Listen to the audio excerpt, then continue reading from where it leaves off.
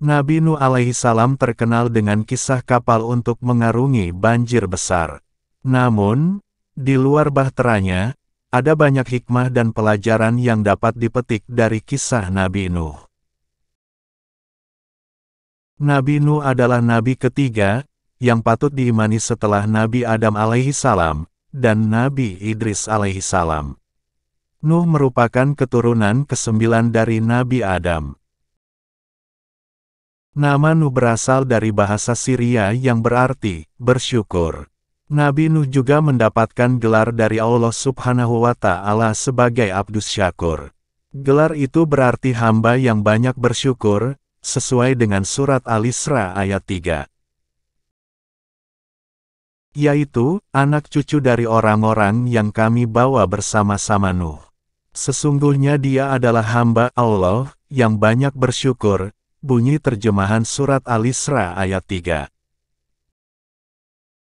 Nabi Nuh juga masuk dalam Rasul Ulul Azmi, yaitu Rasul dengan ketabahan dan keteguhan hati yang luar biasa. Sesuai surat Al-Ankabut ayat 14, Nabi Nuh bahkan berdakwah selama 950 tahun. Nabi Nuh diutus oleh Allah Subhanahu wa Ta'ala untuk menyerukan ajaran Allah pada umat Bani Rasib, yang menyembah berhala berupa patung-patung. Kezaliman di masa itu juga tengah meningkat pesat. Dengan kesabaran, Nabi Nuh mulai berdakwah kepada umatnya. Dia mengajarkan untuk menyembah Allah, meninggalkan maksiat, dan berbuat kebaikan. Namun, bukannya menurut, kaum Nabi Nuh tetap saja tak percaya dengan ajaran dan peringatan yang disampaikan. Kaum Bani Rasib bahkan tak percaya bahwa Nabi Nuh merupakan seorang rasul. Menurut riwayat, jumlah pengikut Nabi Nuh tidak lebih dari 80 orang. Para pengikut Nabi Nuh tersebut terdiri dari orang-orang miskin dan lemah. Tapi, Nabi Nuh tak patah arang. Ia tetap melanjutkan dakwah meski menerima banyak celaan. Setiap kali Nabi Nuh berdakwah, mereka justru memasukkan anak jarinya ke telinga dan menutup wajahnya dengan pakaian tanda penolakan. Kisah perjuangan Nabi Nuh ini terdapat dalam surat Nuh ayat 1-12. Pengikut Nabi Nuh bahkan sampai diusir oleh para penguasa dan orang-orang kaya di masa itu. Kaum Nabi Nuh juga menentang Nuh untuk mendatangkan azab yang selalu disampaikan oleh Nuh. Mereka berkata, "Hai Nuh, sesungguhnya kamu telah berbantah dengan kami, dan kamu telah memperpanjang bantahanmu terhadap kami, maka datangkanlah kepada kami azab yang kamu ancamkan kepada kami, jika kamu termasuk orang-orang yang benar." Berikut bunyi terjemahan surat Hud ayat 32. Nuh lalu menjawab bahwa azab itu hanya bisa didatangkan oleh Allah. Allah lalu meminta Nabi Nuh tak bersedih dan tetap teguh pada pendirian. Nabi Nuh lalu berdoa agar Allah memberi hukuman pada orang-orang kafir tersebut. Allah lantas memerintahkan Nabi Nuh untuk membuat sebuah bahtera berupa kapal besar, untuk mengangkut orang yang beriman beserta sepasang hewan. Allah menyebut orang-orang kafir itu akan ditenggelamkan.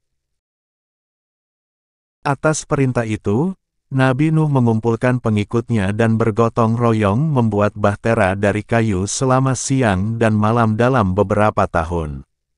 Kerja keras Nabi Nuh ini juga mendapat cemooh dari orang-orang yang tercela. Setelah bahtera itu dibuat dan tanda banjir besar bakal datang, Nuh memerintahkan pengikutnya untuk naik ke kapal. Perlahan, air bah pun mulai menggenang menenggelamkan daratan. Maka kami selamatkan Nuh dan orang-orang yang besertanya di dalam kapal yang penuh muatan. Kemudian sesudah itu kami tenggelamkan orang-orang yang tinggal. Bunyi terjemahan surat As-Syu'ara ayat 119-120. Dalam orang-orang yang ditenggelamkan itu, termasuk putra sulung Nabi Nuh, Kanan dan istrinya yang durhaka. Nabi Nuh sempat mengajak Kanan naik ke atas kapal, tapi ia menolak dan yakin dapat menyelamatkan diri dari air besar itu. Nabi Nuh lalu menyadari bahwa cinta pada anaknya membuatnya lupa pada Allah. Nuh lalu memohon ampun kepada Allah dan mengikhlaskan anaknya yang meninggal, dan masuk dalam golongan orang kafir. Kapal Nabi Nuh lalu menepi di pegunungan Arafat. Setelah air surut, Allah memerintahkan Nabi Nuh untuk turun dan memulai kehidupan baru. Dari kisah tersebut, kiranya kita dapat mengambil keteguhan dan kesabaran Nabi Nuh dalam bersyukur dan beribadah kepada Allah sebagai salah satu pelajaran penting.